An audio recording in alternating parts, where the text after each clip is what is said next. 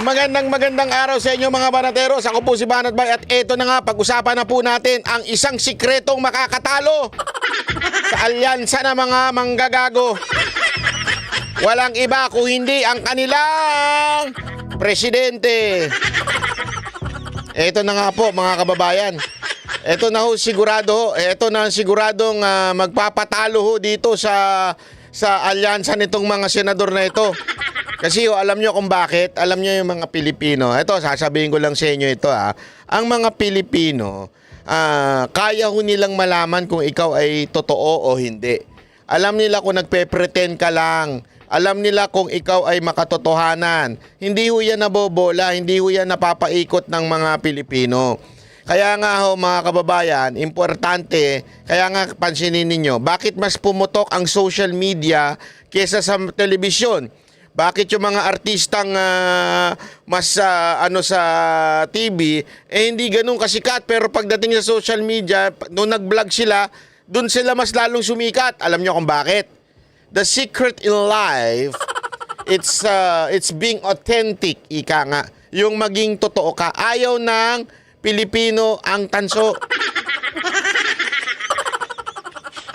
Ayaw niya ng mga Pilipino yung mga tanso. Kaya nga importante maunawaan natin na unang araw pa lamang yung proclamation ng alyansa ng mga manggagago, ay ano pa ho, dyan pa lang sa simula, alam mo na kagad matatalo sila.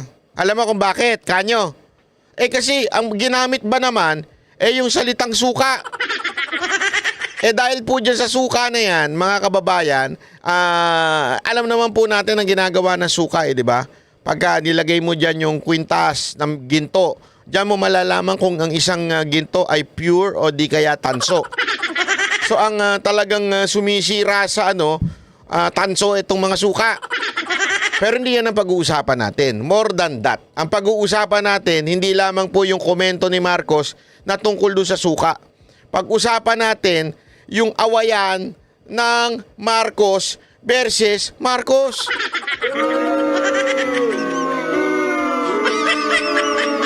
Bakit ba? Anong ibig mo sabihin, Banat Bay? Marcos versus Marcos. Hindi ho, alam mo ba kababayan para lang linawin natin, wala hong ibang kalaban si Marcos kung hindi ho yung sarili niya. Hindi ho kalaban ni Marcos sa mga Duterte. Hindi, mali ho kayo dyan. Ang kalaban niya mismo yung kanyang sarili. Paano ko nasabi? Panoorin nyo ito Wala kayong maririnig na masamang balita tungkol dito sa ating mga kandidato. Wala sa kanila ang nagsisip-sip po sa China. What? 1 minute later. Bilateral agreement with China, we must continue to engage China. Anong ibang mga solusyon? Sasabihin natin, yung United States, pumasok uli kayo dito sa Pilipinas, kayo mag-defend sa atin. Hindi na pwede yun. Bro, kita mo na? Pati itong basketball player na ito na hindi, totoo. Yan, halimbawa ho niyan. Diba? Inconsistent, ika nga. So, Marcos versus Marcos ang labanan. Diba? Marcos versus Marcos Sabi niya, wala dito sa mga kandidato na to ang sumisip-sip sa China. Pero nung siya'y nagsisimula pala yan ang kanyang tono. So dahil sa nilalabanan niya sarili niya, matatalo sila. Tuloy pa natin Tuloy pa natin itong si what you talking about, man? Na pumapalak, yung iba pumapalak pa. Na tuwan-tuwa. Alam mo, hindi ko maintindihan sinasabi mo. Ang gulo mo. Nababasahin mo na, hindi mo mabasa na maayos. Alam mo, doon sa sukatan, doon sa SMNI, alam mo, ako naunawaan ko na mahirap magbasa. Lalo na pag malayo, kasi malayo yung camera, malayo yung teleprompter. Pero pambihira, dyan na lang, nasa tabi mo na, hindi mo pa mabasa. What's wrong, Mr. President? Ano po ba yan? Sobrang liit po ba yan sulat na nakalagay dyan? Sino man ang sumulat yan, laki-laki yan yung sulat, di mabasa ng presidente, baka bagong gising lang to. Dahil may hangover pa. Diba? Madalas mag-party yan May hangover pa sa kakatrabaho, kayo naman. Gago! Napupuyat siya sa kakatrabaho, kaya tuloy may hangover pa, kulang pa sa tulog. Gago! Baka puyat. Di ba? Hindi natin alam, baka puyat. Ay, hindi niya mabasa naman. Ang gulo eh. Ang gulo talaga. Sa totoo lang, pag nagsalita to, dinaig pa nito yung sabog. Di ba? Wala akong sinasabing sabog siya.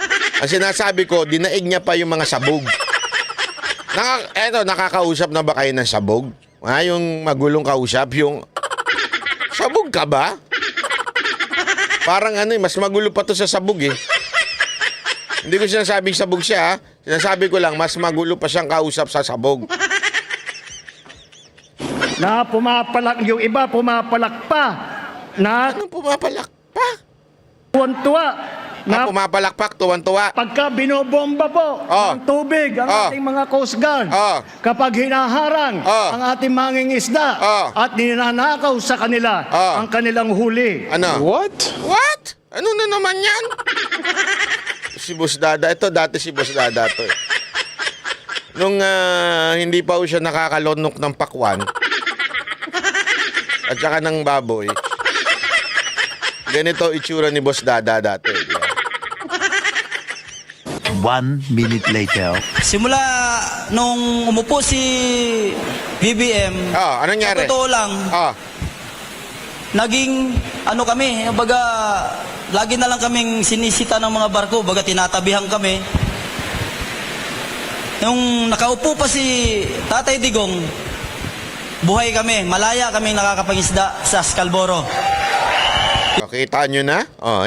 Yan yung mga hindi pinapakita ng media eh. Alam mo naman yung mga bayarang media, yung mga puta na media, yung mga puta di iho na media, hindi pinapakita yan. Yung mga pokpok na media, hindi pinapakita yan. Yan ang matunay na mangingisda, di ba? Sinasabi, nung panahon ni Duterte, nakakangisda kami. Pero ngayon, hindi na. Tapos sasabihin ni Marcos na kesyo ngayon daw parang mas okay ang mga mangingisda. Ito po ang totoo. Hoy! Anak ng wewe, ba't lumabas to? Si Red Horse. Wala sa kanila ang may bahid ng dugo dahil sa tukhang. Ha? What? Wala daw dugo, wala daw baybahin ng dugo dahil sa tokhang. Naku po, sino kaya ang kukontra sa kanya? 1 minute later. And really would give a qualified admission that human rights abuses were committed, Naku. not just against those who sought to oust President Marcos, but against opposition leaders and even journalists. So you're acknowledging that there were human rights violations and there were killings There's during no martial law? question that there were.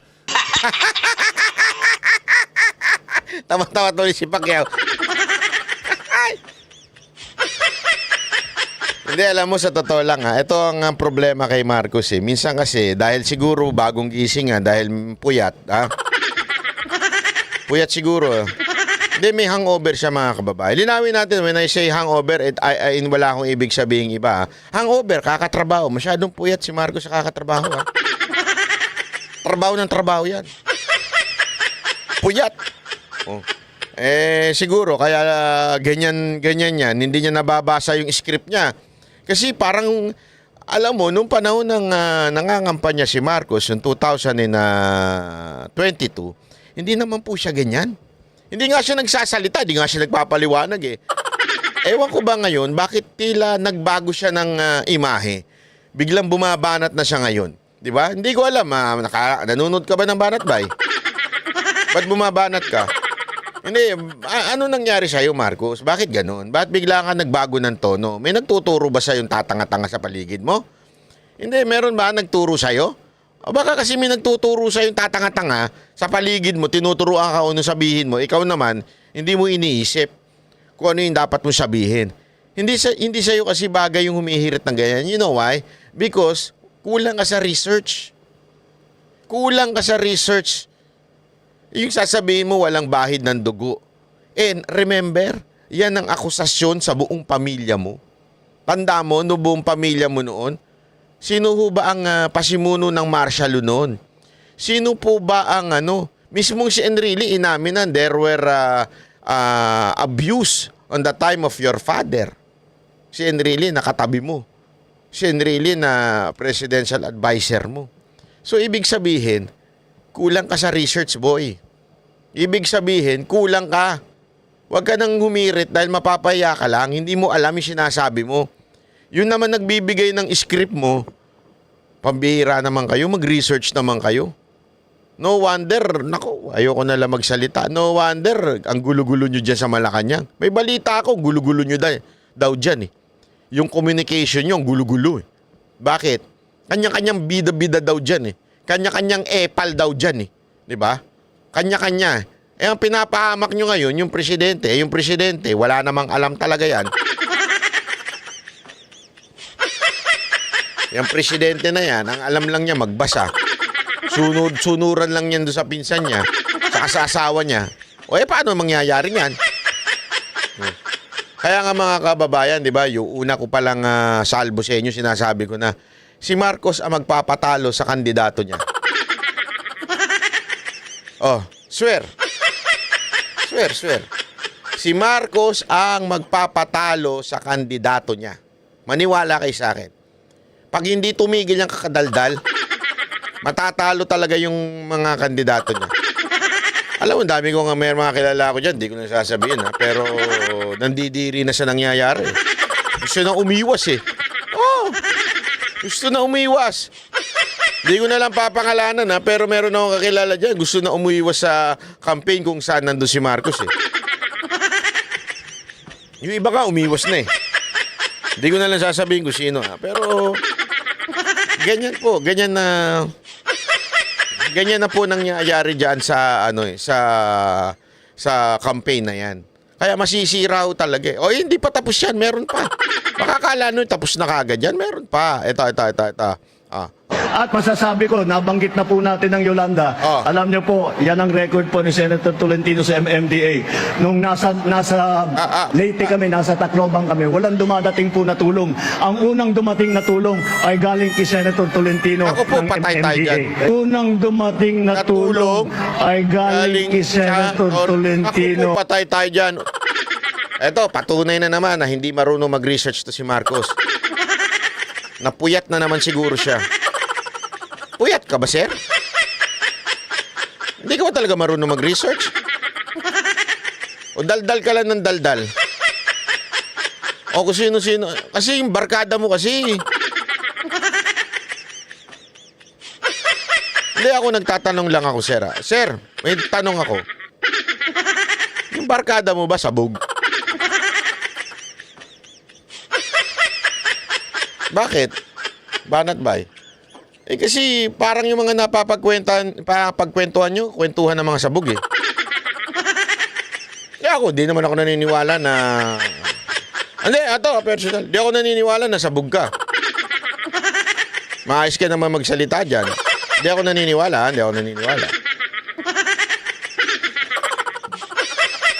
Pero pambihira naman, sir. Pakinggan nyo ito. ng MMDA. Totoo ba yan? Tanungin natin mismo ang taga-Tacloban. O sino ba yung taga-Tacloban na yan? Naku po! Si Tingog, Tingog, party list. President Rodrigo Duterte nga after 2 days naa siya, nagdala siya kay siya pod igkasi nga taga Leyte. So siya ang una nga nitabang sa Siya ang unang naatabang nautabang daw. O sino ba talaga? Magkasundo nga kayo, mag-group chat kayo. Akala ko ba si Duterte unang tumulong? Sabi nitong mismong asawa ito niya di ba? Ni Romualdez. Bakit? Siya yung mismong taga-Tacloban Leyte. Ayan. Siya na mismo nagsabi. siya, nagdala siya kay siya pod igkasi nga taga Leyte. So siya ang una nga nitabang sa ato Siya na unang naitabang. Tama ba? og mga doctors. So siya ang una nga nitabang sa ato nagdala og mga doktor. So siya ang una nga nitabang sa ato nagdala Ang naposisyon na. og mga doctors og mga relief goods. Mula third day ng Yolanda na Pati pala itong pinsan mo. Yun din ang bukang bibig. dito ka, walang mintis yung tulong nyo. Sa totoo lang po, kung hindi po sa tulong ninyo, hindi kami makabangon dito.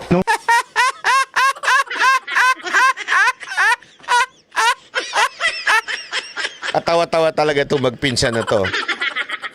Pinuri niya pa si Bongo noon. Kung hindi dahil sa inyo, talaga ang unang tumulong. Kakaya kayo. Kakaya kayo. Kaya baniwala kayo sa hindi. Kayo ba, sangayon sa sinasabi ko? Sangayon po ba kayo na magpapatalo dito sa mga senador ni Marcos, walang iba kung hindi si Marcos? Sangayon ba kayo dyan? O ba, syempre, sabi ng iba. Yeah? Nasa Leyte kami, nasa Tacloban kami. Walang dumadating po na tulong. Si President Rodrigo Duterte nga after 2 days naa siya, nagdala siya kay siya pod igkasi nga taga Leyte. So siya ang una nga nitabang sa ato nagdala og mga doctors. Naku po, patay tayo dyan. Buti ka na yun na tong-tong-tong-tong, pakitong-kitong, alimango, sa dagat, ang tanga, itapon. Munti ka makapiright dun, ha?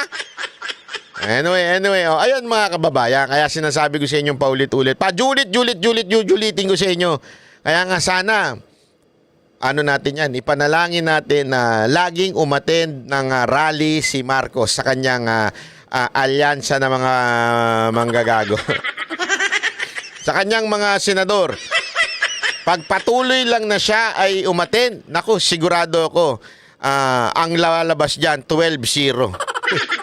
Favoring PDP.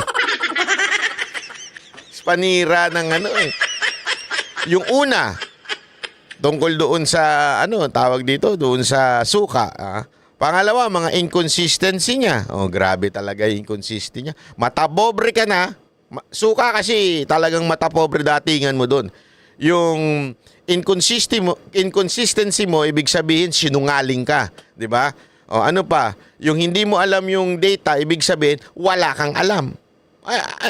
Ba't ka namin boboto? Ba't namin boboto yung kandidato mo pala? Matapobre na kayo. Matapobre kayo.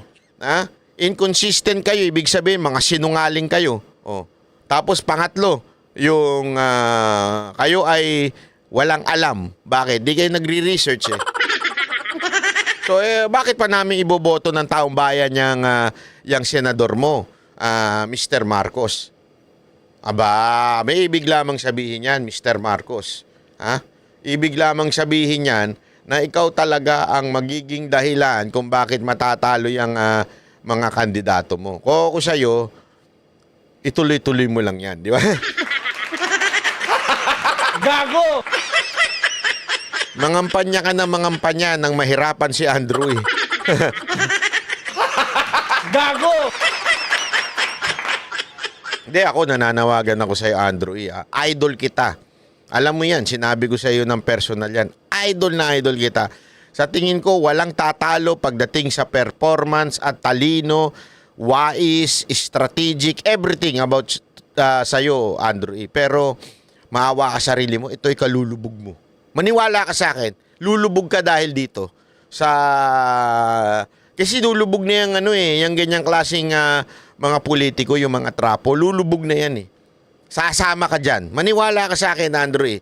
Sana take my, it's not worth it, yung budget na binibigay siya. Siyempre may budget siya, mga kababayan. Huwag naman natin sabihin na bayaran siya, ha. Normal lang po na may budget siya. Kasi po, siya po ay artist. Siya po ay entertainer. So, binabayaran lang siya. I understand na may mga entertainer na binabayaran na para mangampanya.